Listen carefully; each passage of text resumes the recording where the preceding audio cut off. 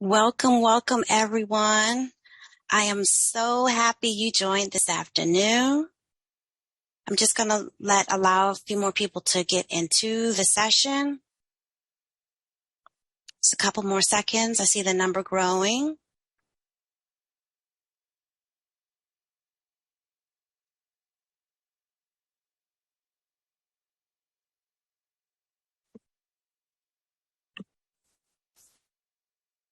All right. We have a lot to cover, so I'm going to go ahead and get started. Welcome, welcome, welcome. Thank you, thank you, thank you so much for showing up today. I really, really, really appreciate and really appreciate you all being here. Before we get started, I have one housekeeping rule. Please be respectful in the chat. We may not get to everyone's question due to the volume, but there will be resources listed at the end to help answer any remaining questions that we do not get to. Allow me to introduce myself. I'm Janita Russell. I'm the HHS Program Officer for Early Career Talent and Pathways Programs. Can you rep your school in the chat? I want to see who all's here. Just list your school, any emoji that represents your school, the city, what have you. All right, everybody. Hope to see some rattlers there. I visited you all 2 weeks ago. I'll be there, be at UNBC tomorrow. So if you see me, come to the table and say hello.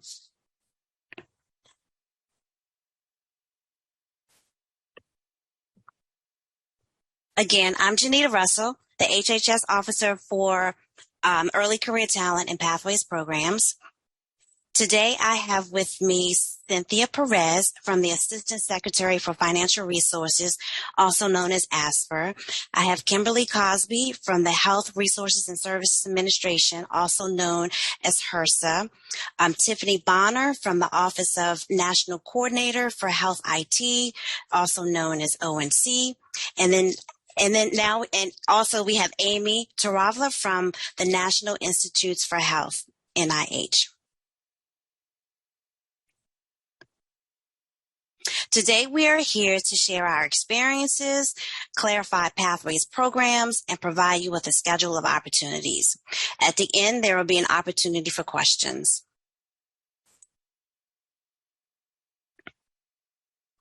Before I get into Pathways programs, I want to talk to you a little bit about who we are and what we stand for here at the Department of Health and Human Services.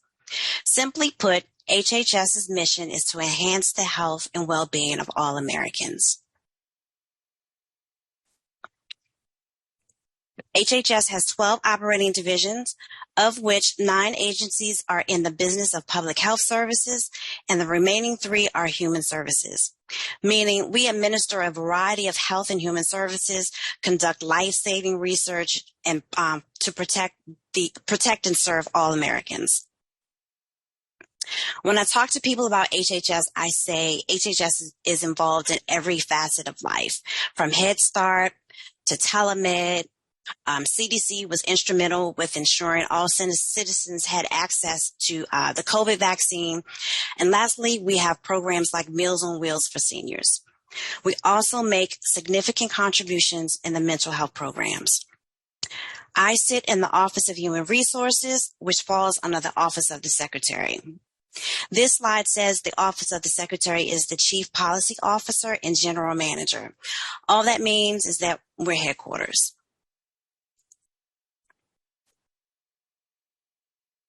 Think of headquarters as the parent, and all of the agencies and staff divisions that fall under HHS are the sisters and cousins in one big happy family.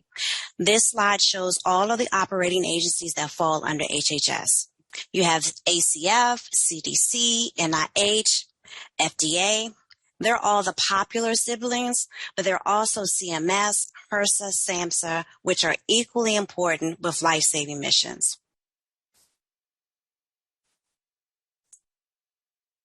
Under the Office of Secretary, there is about 15 staff divisions. For example, there's Office for Civil Rights, the Assistant Secretary for Financial Resources, also known as ASFR. All in all, HHS has over 50,000 employees. Now that you understand our posture, let's move on to what is Pathways. So in the past, I would use this crazy solar system analogy to explain pathways. That analogy ended up being too convoluted, and I would just go down this rabbit hole. Folks' eyes would glaze over. Today, I'm going to debut a new and improved analogy to you guys. You're all of my guinea pigs, so bear with me. I have 3 kids. All of them are student athletes. My daughter retired from gymnastics, and my 2 sons are ballers. Pause. A quick sidebar. To all of the student athletes on the call, I see you and I am in awe of you. College is hard enough, yet you decided to add sports into the mix. Mentally, you push yourselves to the brink of insanity. I commend you and I encourage you to preserve your mental health. I tell my kids all the time, I'm here. Use your school resources for support with homework, whomever you need to talk to, any and everything. Please allow your parents to help you. You do not have to struggle alone. Preserve your mental health. Real talk. Okay, now back to the sports. In sports, NCAA has Division I, Division II, Division III schools. Then there's CIAA, or you go pro. We can all agree the rules for getting into D1 schools are different from D2 and D3, and even CIAA. Those rules are specific to those programs. At the end of the day, each of these programs are avenues into getting to school. Same goes for Pathways. Pathways programs are one of many avenues for getting into getting a federal job. The programs under Pathways are internship, the recent graduate program, and the Presidential Management Fellows, known as PMF. Just like D1, D2, D3, and CIAA, there are different rules to qualify for entry. Every federal agency has a Pathways office. At HHS, headquarters is the main office, and the brothers and sister organizations offer Pathways opportunities, jobs. To qualify for an internship, you must be a student. High school, undergrad, graduate, even students from community college, technical schools, and apprenticeships. You're qualified based on your education level. I'll explain in a minute what that means. As interns, you work a certain number of hours. When you complete those hours, you're eligible for a permanent job. Remember I said you're qualified based on your education level? This is what I mean. Your resume will be rated based on where you are in your educational journey. To qualify for a for example, to qualify for a GS5 position, you need to have a 4-year degree leading towards a bachelor's degree, 4 years of school leading to a bachelor's degree. If you're a to qualify for a GS9, if you're working on your master's degree, you might be eligible for a GS9. The recent graduate program has a different set of requirements.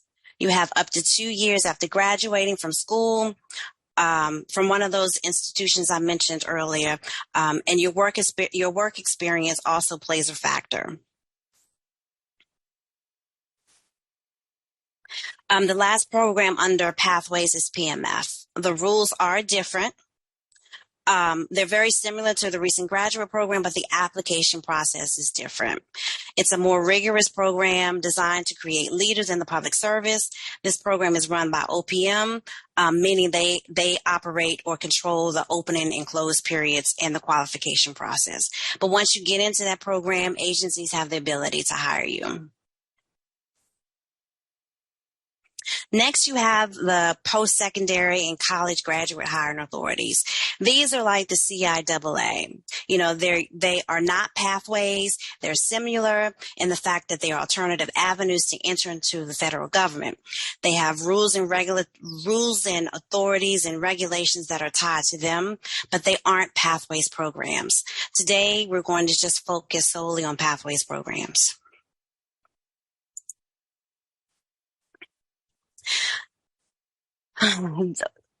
There's a misconception that HHS only hires people in the medical field or, biology scientists or doctors, nurses. Nope, we hire HR specialists, psychologists, and attorneys. We also hire people with communication backgrounds and IT specialists. Yeah, I won't go into too much detail about how your resume can translate into a federal position. That's a different info session coming soon. But the biggest takeaway I need for you to have today is all that I explained won't matter if you don't have a profile in USA Jobs. You all have heard of Indeed. Well, Indeed offers to the private industry what USA Jobs is to the federal government. Federal positions are posted in USA Jobs. If you do not currently have a USA Jobs profile, please create one after this session.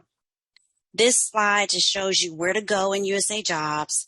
You look to the right to find the students and recent grad. You click on, you filter down, you click on the student and recent grad opportunities, and it will shift you over to the federal internship portal. Next, our first speaker is Cynthia Perez. She will share her experiences as a Pathways alumni and what Pathways opportunities look like in her organization. I'm going to turn my camera off and give the floor to Cynthia. Thank you, Janita, and good afternoon, everyone. Not going to lie, the high number of participants in here is making me a little nervous, but let's go ahead and get started. So I'm a program analyst in the Office of Budget and ASFR. I've had 8 years in federal service, and 3 of those years have been in this Office of Budget. So I'm a graduate, like Janita had mentioned, of the Pathways program myself, and had started as an intern back in 2015 with the Health Resources and Services Administration. So if you're looking to get your foot into the door and wanting to be able to experience the federal side, I would say most certainly take the opportunity of this program if you're able to, because not only will it provide you experience, but it will also most certainly open the door for other doors for your career. So when I was hired as an intern during my undergraduate studies at the University of Maryland, I started as a management assistant. From there, I was able to move my way into the management analyst series, and now I'm a program analyst. So ASFR is based in Washington, D.C., but there are many of us who are remote or have a hybrid work schedule, meaning we work both remote and in person at the office. And the budget office, together with other offices such as the Office of Finance and Grants and Acquisitions, report to the ASFR, who reports directly to the Secretary of HHS. So the mission of the Office of the ASFR is to provide advice and guidance to the Secretary on all aspects of budget, financial management, grants and acquisition management, and to provide for the direction and implementation of activities across the department as a whole.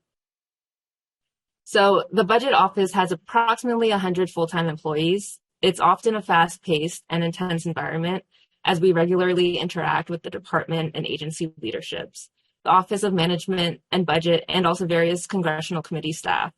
In our office, there's a wide variety of roles and responsibilities, which not only includes keeping track of finances, but working with policy officials, HHS leadership, and agencies on public policy matters. The budget office strives to support an environment with work-life balance, which is, to me, very important. While there are certain times during the year when working more than 40 hours per week may be required, you'll always be encouraged to take your time off. And on the plus side, during those busier seasons, when additional hours are required, staff does receive overtime, compensation time, or even credit hours. I have learned how to challenge myself professionally, all while still being able to practice a good work-life balance, which is important to me, especially as I have little ones. And I think it's fair enough to say that we all have lives outside of our careers. So interns and recent grads hired within the office are relied upon to become experts in their assigned areas. I know that can sound a little intense and scary, as I myself am not the best public speaker, but I promise you during your time as a Pathways intern, you will be able to develop new skills, learn your strengths, while also acknowledging your weaknesses. And you'll have readily available resources to help support you in areas that you'd like to improve in. Other resources that we also have available in our office are detail opportunities, which is how I ended up in the Office of Budget, ironically enough, trainings, and we even have a mentoring program. The Office of Budget has a wide variety of roles and responsibilities. And in this chart, you'll see that we have various different divisions in our office, which include the Division of Health, Benefits, and Income Support, the Division of Discretionary Programs, the Division of Budget Policy, Execution and Review, and the Division of the Office of the Secretary. A unique factor about our office is that we have a high-level view of all HHS agencies because we're constantly working with the different agencies like NIH, CDC, ACF, and we look at any and all policies that impact financial resources. That's everything from how we evaluate and measure performance on our programs to working with the White House and Congress to develop the department's annual budget and act on the laws of Congress that they pass to fund and structure the programs that HHS operates. Our office needs a wide variety of skills, and that's anything from project management skills to statistics and social science and political science and legal experts. And I should say that does not mean you need a budget background, because I most certainly did not have one until now. Next slide, Janita. Thank you. So the HHS Office of Budget, as an intern, as a recent graduate in the Pathways program, you'll be able to provide analytical support and recommendations on budget performance and program policy issues. That's anything from reviewing and analyzing agencies' budget and policy proposals to analyzing congressional actions to serving as a liaison to the Office of Management and Budget and to collaborating with agencies and explaining and justifying their budget. You'll have seasonal responsibilities that follow the federal appropriations and budget cycles. And you will also have additional day-to-day responsibilities, which include responding to urgent requests for information from HHS leadership and Congress, reviewing and commenting on secretarial correspondence before it's released, and making recommendations on decision memos developed by a specific agency. As an intern or a recent grad in our office, you'll have the same responsibilities as the more seasoned analysts in our office. I'm hoping in that whatever office you end up in, that there are colleagues who are current or former interns that will be at your regular disposal to serve as another resource for you, to answer any questions you may have, and to serve as a sounding board for your ideas and to support you as you navigate through the federal workspace. Thank you for your time. Thank you, Cynthia.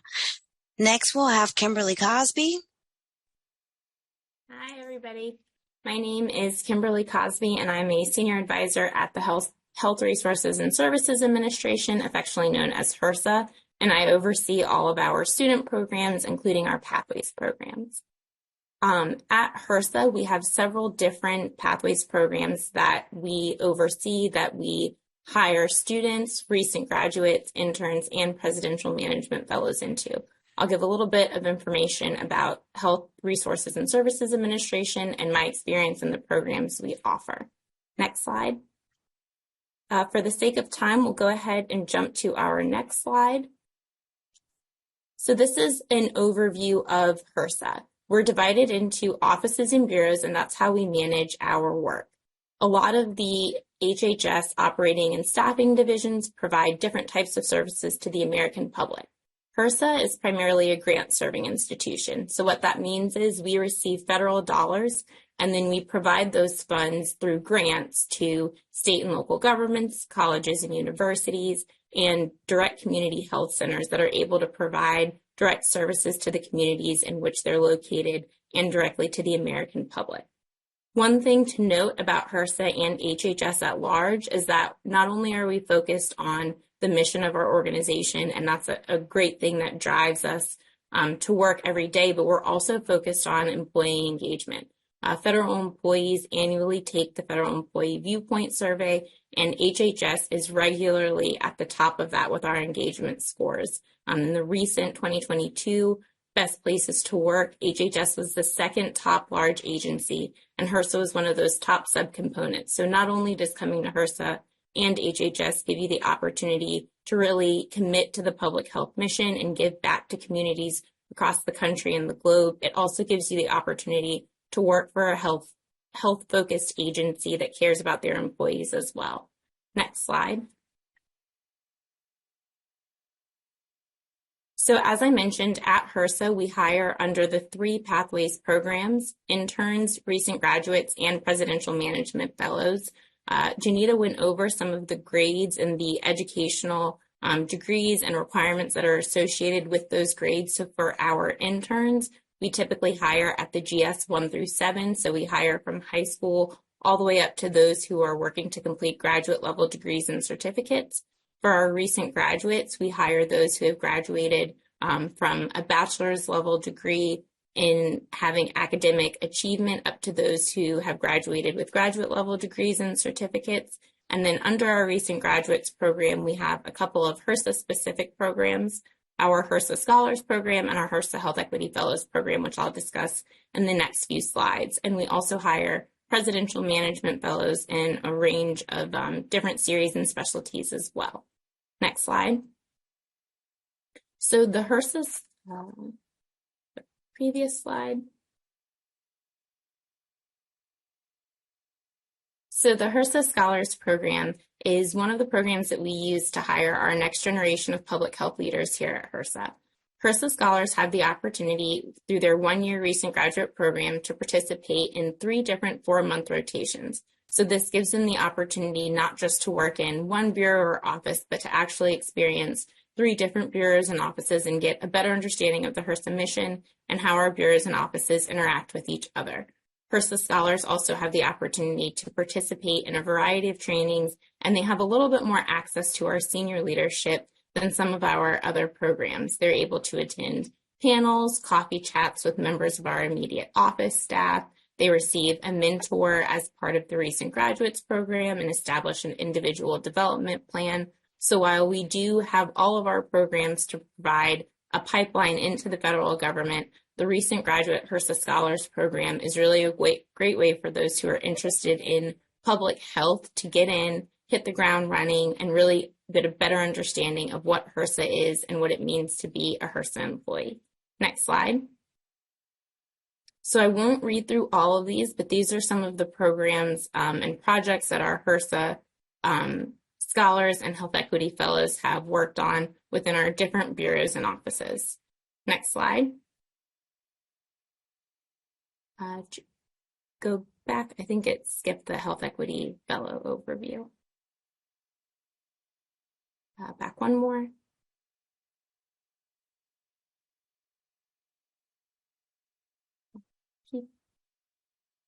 Keep going. Like, and maybe one missing. We can pause here. Our HRSA Health Equity Fellows program is another program that we use to add recent graduates into the public health pipeline here at HRSA. Unlike the HRSA Scholars, our HRSA Health Equity Fellows focus on a specific health equity project or program during their 1 year. So they receive that 40 hours of training, they receive a mentor, and they establish an individual development plan, but they work on one specific health equity project for the duration of their program. Next slide. So as Janita mentioned, I was a Pathway student intern. I started while I was receiving my master's in public administration in the office of the secretary at their human resources office. And then I was able to transition once I converted to a permanent position to the assistant secretary for administration immediate office, and then also transitioned to HRSA where I am now.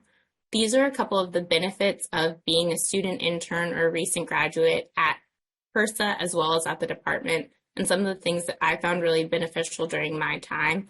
One of the biggest things was that ability, again, to be able to balance work and school and have flexible work schedules. It is a lot to be in school, especially if you're in school full-time and trying to work full-time. And so the ability to kind of flex your schedule and have supervisors and leaders that are willing to work with you is great. Some of the training and development that I mentioned for the HRSA Scholars and HRSA Health Equity Fellows is awesome, but there's also a lot of training that's offered for Presidential Management Fellows and interns. At HRSA, we have what we call our HRSA Learning Institute, and through HLI, you have the ability to attend hybrid trainings, on-demand trainings, and in-person trainings relative to technical and soft skills. There's also a great opportunity to network and have access to different resources within the organization and to be able to connect and grow with some of your colleagues. At HRSA and across HHS, we have a lot of different employee resource groups that are focused on different types of categories and things that employees have in common. This gives employees an opportunity to connect on things of interest, not just related to their work, but also related to their personal interests as well. across the government. There are plenty of health and retirement benefits that are great. It's never too early to start thinking about retirement, so it may seem like it's something that's far off, but the retirement benefits offered through the federal government are great, and especially coming in as an intern to be able to learn about those and have access to those is awesome. As an intern and a recent grad in PMF at HRSA, you have the opportunity to receive performance awards and incentive awards, so that recognition for the hard work that you're doing is a great reason to continue to work hard and strive to be better as an intern and recent grad. And then that opportunity for non-competitive conversion, that non-competitive movement to a permanent position is a really great aspect of all three of the Pathways programs, and that potential for career growth is awesome. Last slide. So these are some upcoming opportunities at HRSA. We currently have a public health analyst intern position that's posted. That will close February 12th. And then we have a couple of other upcoming internship opportunities that will be posted the end of February and go through the beginning of March. We also will have some Pathways recent graduate opportunities in March and April. And that public health analyst recent graduate opportunity is what will be used to provide the pipeline for our HRSA Scholars and our HRSA Health Equity Fellows program. Next slide. And this resource will be shared, but this is if you have any questions about any of the student programs at HRSA, askhr@HRSA.gov is where you can send those questions. Thank you, Kimberly. I'm just going to go back to this slide really quick. Folks, if you could just pull out your phones and do a screenshot. I want you to save this so that you'll be able to refer to it later.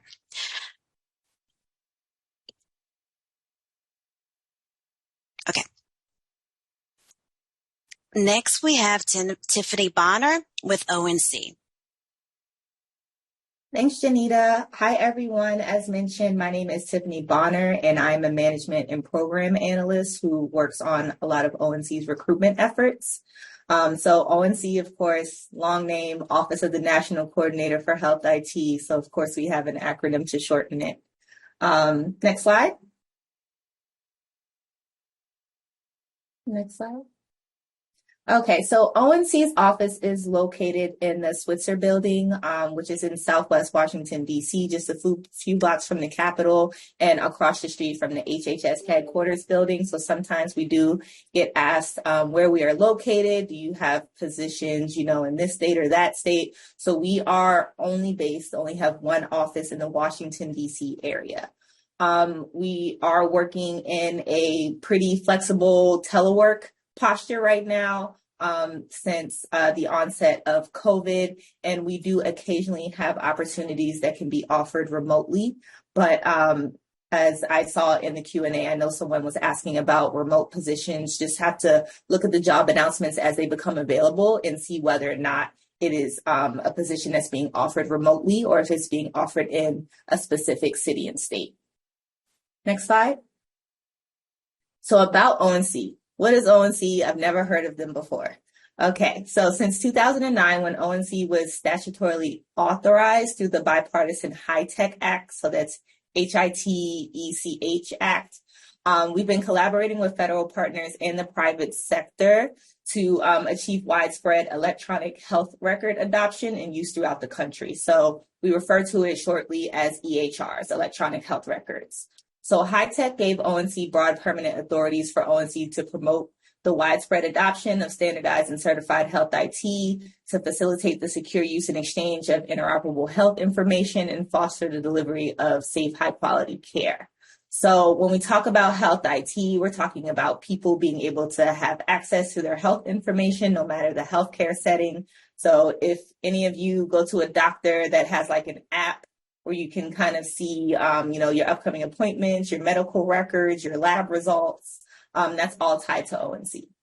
So whether it's you wanting to have access to your health records or, having the ability for providers to share your health information. So if you change doctors or you go to a hospital out of state and they need to access your health information, that's all tied to electronic health records. So we coordinate across federal government on our health IT agenda and regulate the health IT industry regarding the certification of health IT products. So it's not that we are ourselves developing, the apps, but we are involved in the certification of these different products that are coming out. from various companies. So our ongoing priorities include interoperability, including eliminating information blocking, usability and the usefulness of health information technology, and improved health IT functionality. Next slide. So this just gives an overview of ONC's vision, mission, and our strategic goals. So our vision is better health enabled by data. Our mission is to create systemic improvements in health and care through the access, exchange, and use of data. And our strategic goals are advance person-centered and self-managed health, to transform healthcare delivery and community health, foster research, scientific knowledge, and innovation, and to enhance the nation's health IT infrastructure. So one quick thing that I forgot to mention, I know Janita went over the HHS org structure. So HHS is one of the staffing divisions under the Office of the Secretary. We're a smaller office, have about 180 to 200 staff on board at any given time. So we fall under the Office of the Secretary, so one of the staffing divisions in HHS. But ONC's organizational structure is comprised of 4 different offices. So we have the immediate office of the national coordinator. We are led by a national coordinator that is politically appointed with each administration. We also have a deputy national coordinator that oversees our programs, deputy national coordinator for operations, chief privacy officer, chief clinical officer, chief medical officer. And then our other offices include the Office of the Chief Operating Officer, Office of Policy, and the Office of Technology. Good. Next slide. So in our immediate office, we have our clinical division, which is led by our chief medical officer and chief clinical officer. We have an evidence and impacts and outcomes division and our public affairs division. In our office of the chief operating officer, we have cybersecurity and enterprise architecture, data and reporting, enterprise risk management, which also oversees our ethics, financial and human capital, so that's budget and human capital, our staffing, operational services, so that's all our space, facilities, and IT needs, and our procurement and grants division. In our Office of Policy, we have an interoperability division, regulatory and policy affairs division, and strategic planning and coordination division. And then in our Office of Technology, we have technical strategy and analysis, our standards division, and our certification and testing division. So as you can see, our Office of the Chief Operating Officer is more so our internal business support, and then, but also managing different contracts and grants. And then our Office of Policy is going to be more so on the rulemaking and policy side of the health IT. And then the Office of Technology is going to be more so on the actual tech behind the electronic health record systems. Next slide. So this is just an overview of some of the most common positions that we hire for in ONC. So just general positions might be a management analyst, policy health analyst, public health analyst, economist, health scientist, information technology specialist. In terms of our pathways positions, you'll see in those yellow and red cubes. Our internships might be student trainee admin, so that's more of the general business side, or general support. Legal analyst, so that's for anybody who might be in law school or pursuing any type of law degree. And student trainee public health analyst, so this might be if you're getting like a public health degree, whether undergrad or graduate. For recent grad, we also would hire a public health analyst or policy health analyst. And I know you might be saying, like, what do these titles mean? So you'll see these types of generic titles across the government. If you've ever been on USA Jobs, you might see these. But really, if you take the time to just look at one of them and kind of see what the duties are for that position, you might be able to better gauge if your experience and what you're looking to do might match that position. So I know there are some positions that might come out that are very specific to the degree you're doing. Like, I'm an accountant, I have a biology degree, but generally just figure out what you want to do, and then you can find the positions that will match that interest and that skill set. So this is some of our upcoming announcements. So I went over just an overview of all the announcements we might advertise for. But these are the positions that we have upcoming. So these will be opening at the end of the month. I don't have an exact date, but we're looking at the last week of February. So we're looking for a student trainee legal analyst, So this is going to be more so for our law school students or pursuing graduate degrees, and then recent graduate public health analysts.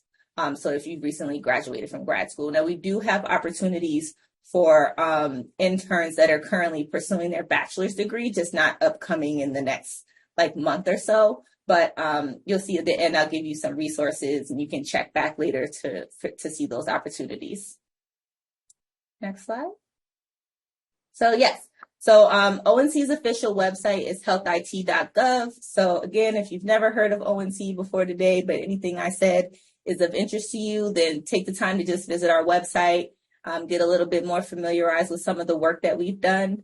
On that website, we have a careers page. So that's where we just kind of have some broad information about applying for jobs in the federal government. And you can also see our job opportunities as they become available.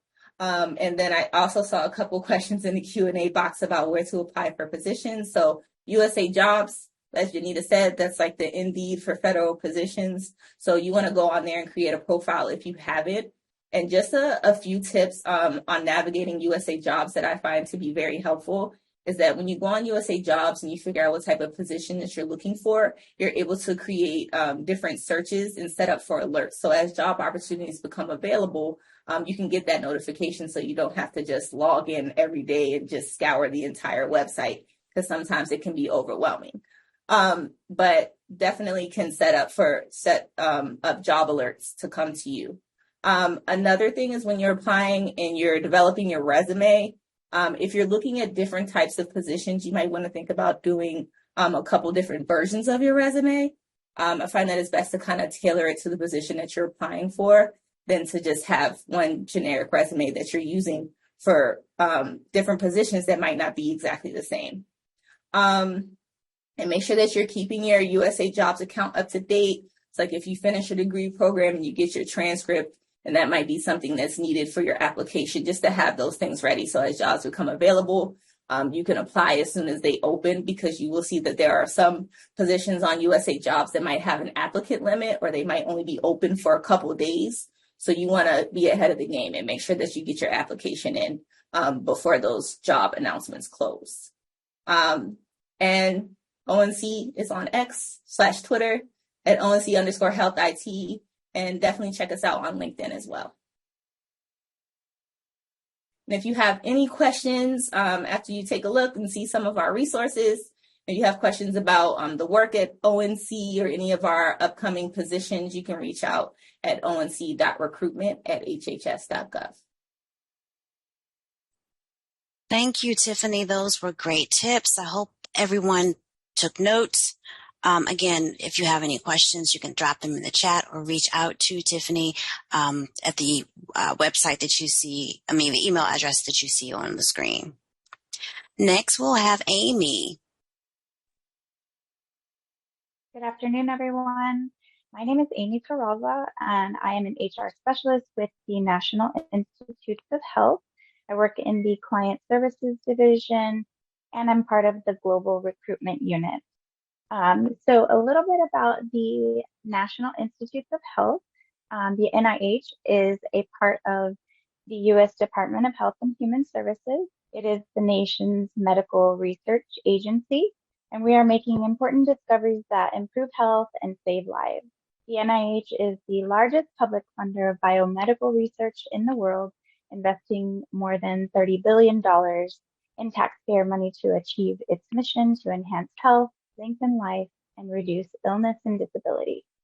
So the National Institutes of Health is made up of 27 different components. We call these institutes and centers, or you may hear us refer to them as ICs.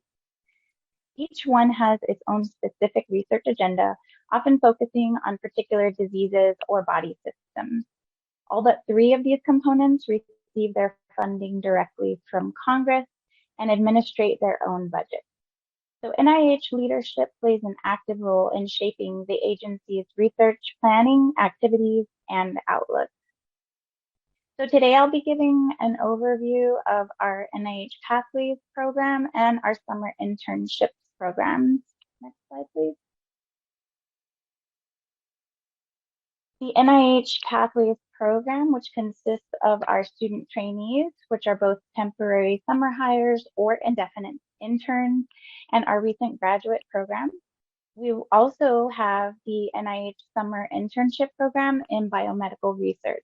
So we'll cover these a little more in detail. Next slide.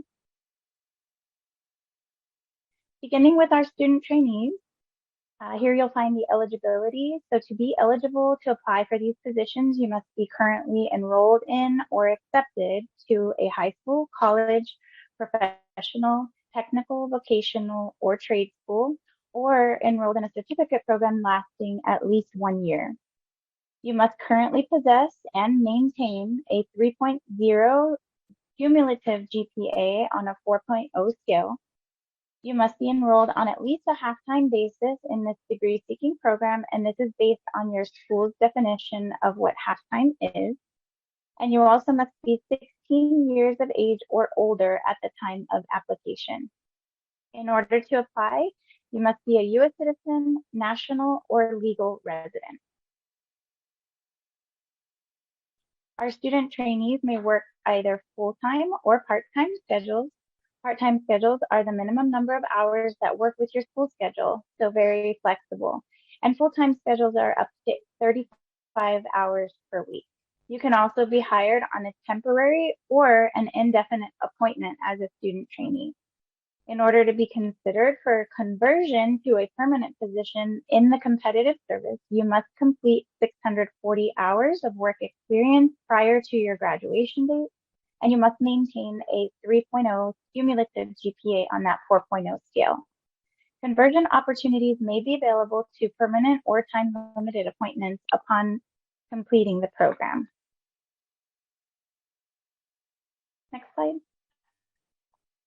For recent graduate, it is as the name applies. You must be a recent graduate within 2 years of the announcement closing date. Veterans may have as much as 6 years after degree completion to apply. And you must have graduated with a cumulative GPA of 3.0 on a 4.0 scale. Next slide. Our recent graduate program is a 1-year program, and you would be working full-time throughout that 1 year. You must complete 40 hours of interactive training while you're in the program, and there may be conversion opportunities possible to permanent positions within the competitive service upon completion of that 1 year. You must also meet the qualification standards for the position that you would be converting into. As Janita mentioned previously, positions in the Pathways program are going to be considered developmental in nature, and you may be eligible for appointment and or promotions based on your education completed, or your experience, or a combination of the two. It is important to know that promotions are not guaranteed, but they are possible.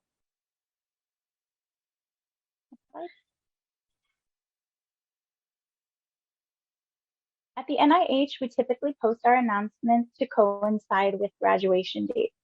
All our announcements will be posted on USA.gov, and our announcements typically will open for a period of 5 calendar days. However, applicant cutoff limits may be used, and announcements may close in as little as 1 calendar day, so please apply early.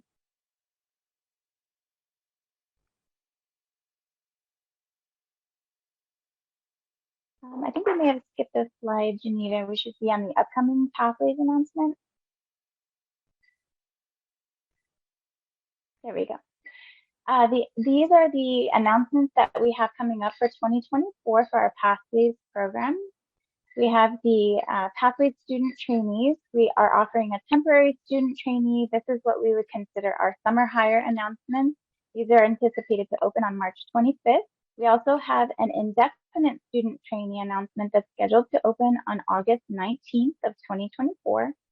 And then we will have a recent graduate announcement anticipated to open June 24th of 2024. Again, these announcements will be posted to USA Jobs. And a tip that you can do is use searching keywords. So use the searching function in USA Jobs.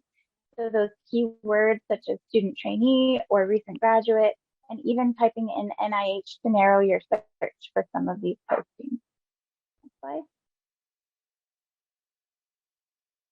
I'll be talking now about the NIH Summer Internship Program in Biomedical Research. So this is the program, we actually refer to it as the SIP program, so SIP. Typically, they start accepting applications in November. These internships generally will cover a minimum of 8 weeks in duration, and you must be 17 years old by June 14th of 2024. You must also be a U.S. citizen or permanent resident, and you must be enrolled on at least a half-time basis in an accredited college, including community college, or a university as an undergraduate, graduate, or a professional student at the time of application. Or you could have graduated from high school, but have been accepted into an accredited college or university program for the fall semester.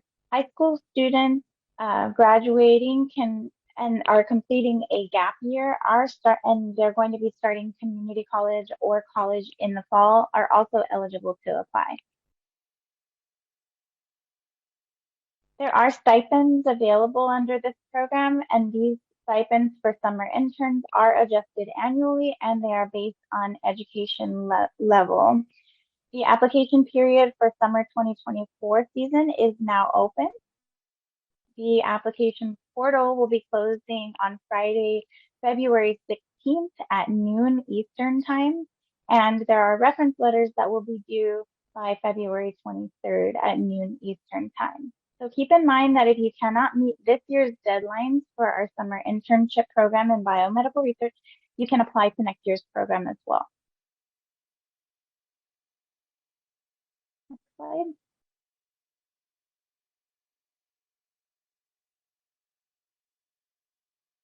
So this slide contains our contact information for the Pathways program, as well as links to our Pathways and student internship programs. Please feel free to reach out to us with any questions that you may have, and I'll also drop some informational links in the chat for your use. Thank you so much. Thank you, Amy. So sorry that slides are kind of out of order, but you handled it with grace. Thank you.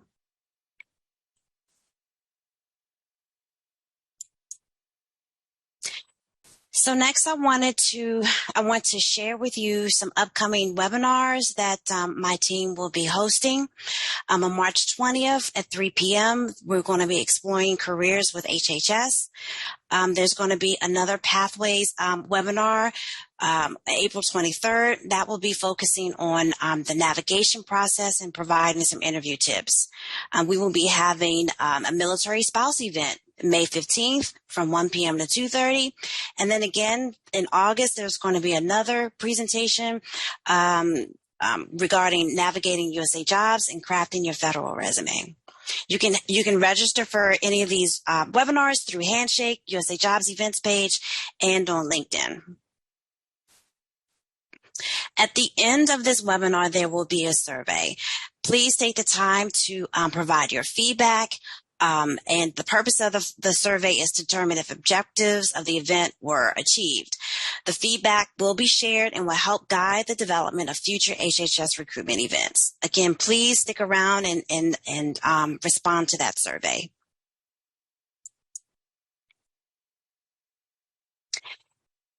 As Tiffany, Amy, and Kimberly mentioned, there are several resources to help you navigate this process.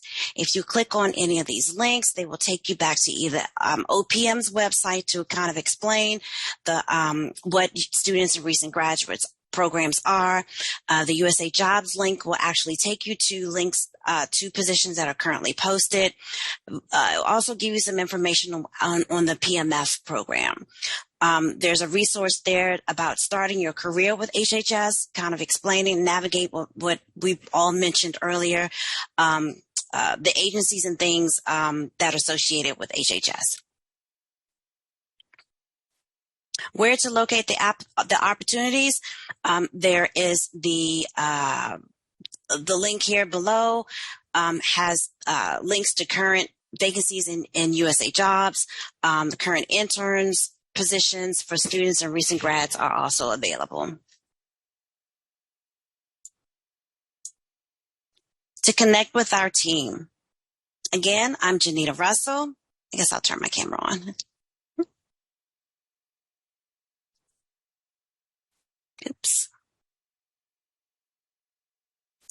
Oops, there's a delay. Sorry.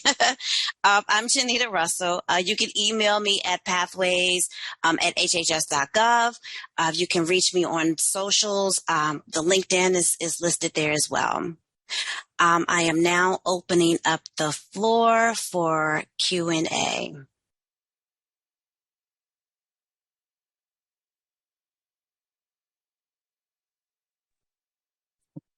Hey, Janita, this is Matt. So we're furiously going through and answering a lot of the questions. Unfortunately, we might not be able to get to every single question, and a lot of y'all are asking specific case-by-case scenarios. So once a question is answered, the response will be posted.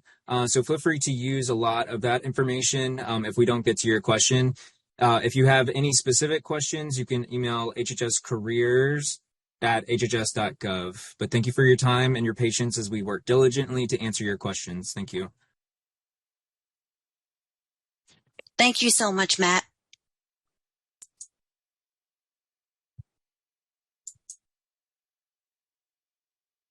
This next slide just provides a link where you can follow along for HHS Careers and Handshake.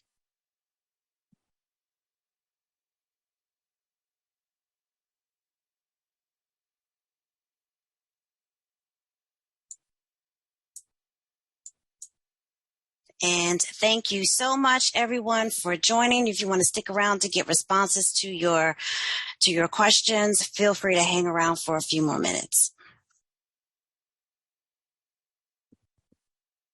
Or Matt, we have a few more minutes left. Do you want to answer a couple of questions on the webinar, on the call? Sure. So there's a lot of questions just about what GS level folks are eligible for. You can find resources to your GS level based on your level of education and experience, specifically on opm.gov and looking at the GS level, the general schedule level. And Gina can go back to the slide. There we go. So for current college students, if you haven't finished your undergrad, you're applying for an internship under a GS4. If you have finished your undergrad degree, a GS5. If you finished the undergrad degree and got a 3.0, a GS7. If you're in graduate level and haven't received your graduate level degree, you can still apply for GS7. Once you've completed your graduate level degree, 2 years, you can apply for GS9. And then if you have a PhD, you can apply for a GS11. Past the GS11 level, you cannot substitute education for experience. So the GS levels go up until 15. However, you'll notice that this is specifically mentioning level of education to qualify for a GS level. And all of the GS level requirements will be posted on each of the vacancy. So please read all of the details posted on every job announcement. Thank you.